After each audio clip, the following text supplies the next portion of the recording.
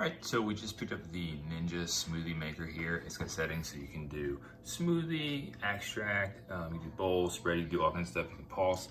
And pretty much what we do here is we'll put our lid on and you can see it's got a bunch of different blades. We've been using the magic bullet before and it just wasn't cutting it anymore.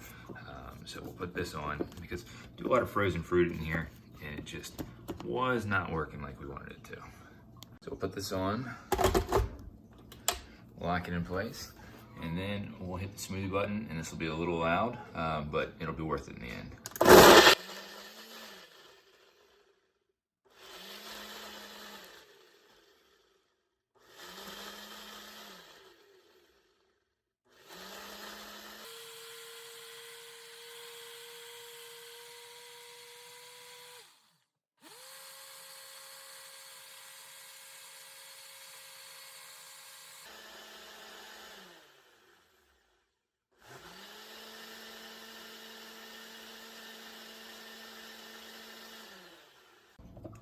Right, as you can see, it's a great consistency for a smoothie. Blended everything up, everything frozen, and cleanup's a breeze. It's all dishwasher safe, so you can drop it right in.